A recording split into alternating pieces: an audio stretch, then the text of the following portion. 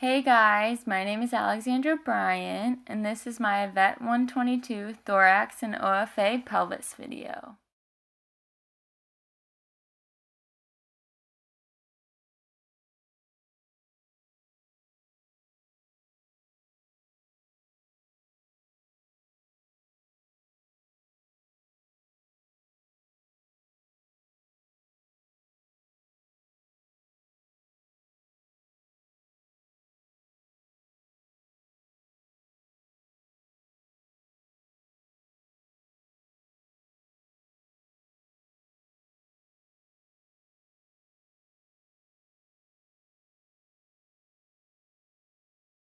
Although sedation is highly recommended when obtaining radiographs of the pelvis for OFA certification, we did not sedate Bane because he was so well behaved and there was really no need to.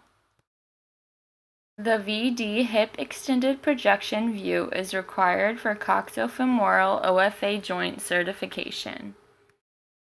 Hip dysplasia is the abnormal development of the femoral joint resulting from a lack of conformity between the acetabulum and the femoral head.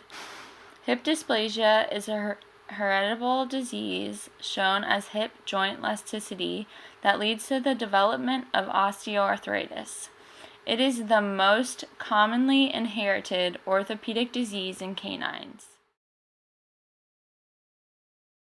We actually do not have a caliper at Boston Animal Hospital because we just refer to the hospital technique chart. For a dog such as Bane, weighing 87.5 pounds, according to our hospital technique chart for pelvis radiographs, the KVP would be 90 and the MAS would be 10. The radiograph should be a high contrast film with low KVP and high MAS. If your hospital does have a caliper, measure at the thickest part of the area you're radiographing, placed in the position in which you will be obtaining the radiographic image. For Bane's radiographs, a grid was not used because Bane's tissue thickness is much larger than 11 centimeters.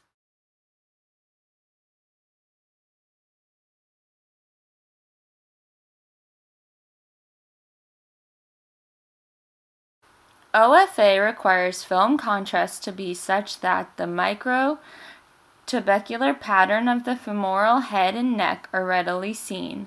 The dorsal lateral margin of the acetabulum must also be visible. The thickest part of the pelvis should be towards the cathode side to take advantage of the heel effect. You want to make sure you center at the area of interest, either at the center of the bone or the center of the joint. Be sure to keep the bone parallel to the image receptor and the central ray perpendicular to minimize geometric distortion. It is often helpful to palpate the greater trochanter of each femur to ensure the pelvis is symmetrical.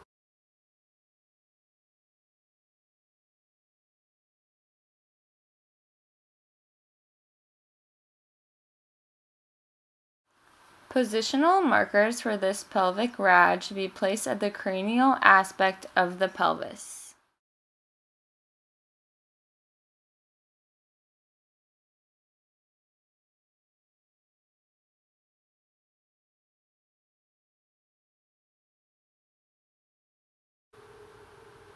When positioning, the femurs should be parallel to one another. The patella should be positioned over the centers of the femoral condyles. There should be no rotation, so the wings of the ilia, the sacroiliac joints, and the obturator femora are equal in size and mirror images of one another. The entire pelvis, femurs, and stifles must be included in the image.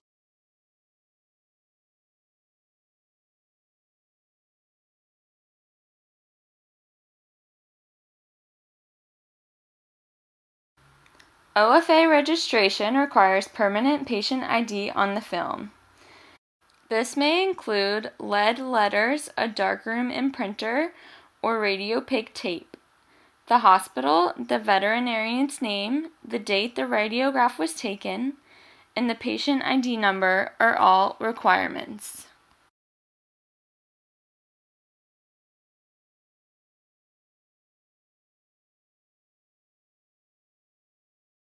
There are several radiographic signs of hip dysplasia as evidenced on a standard VD hip extended view. There's an increased width of the joint space, there's a shallow acetabulum, there's flattening and deformity on the femoral head. Oftentimes, subluxation or luxation is present. Secondary degenerative joint disease is also usually apparent. And finally, the angle of the femoral neck is less than 130 degrees or greater than 130 degrees.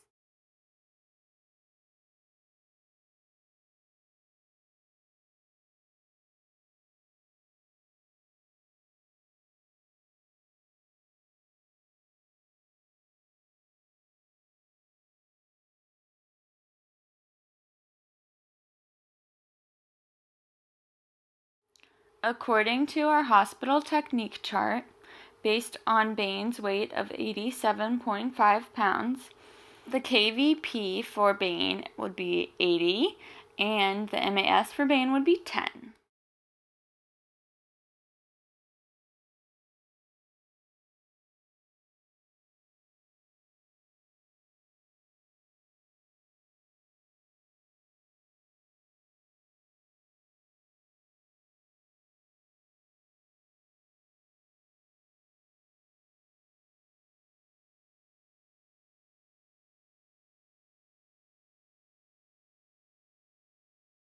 Medical conditions that may lead to thoracic radiographs include suspected heart disease, ammonia, or neoplasia.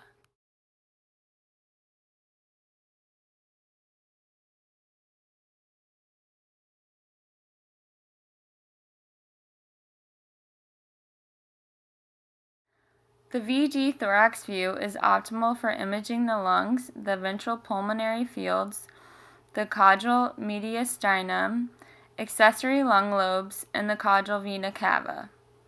Changes in the descending aorta and the greater vessels of the heart are more obvious in the VD view compared to the DV view.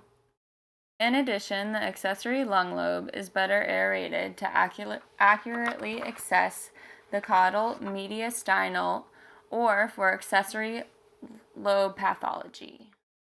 In opposition, the DV thorax is the best position for the heart because it lies in a more natural position.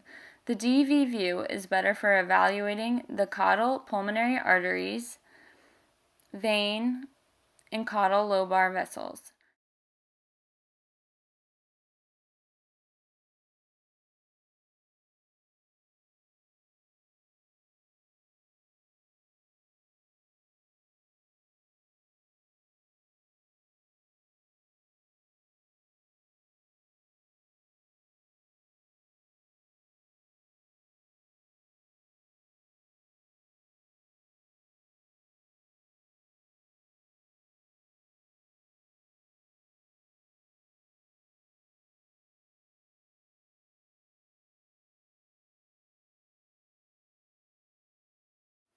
Exposure should be taken at peak inspiration for thorax radiographs to maximize lung contrast by increasing aeration of the lung field. There is also greater separation of the cardiac silhouette and the diaphragm at peak inspiration, especially in the lateral view. Inspiration is required to inflate the lungs and provide better contrast between soft tissues of the thorax and the air in the lungs. However, radiographs taken during expiration may be helpful in detecting small amounts of pleural fluid, pneumothorax, or tracheal bronchial collapse.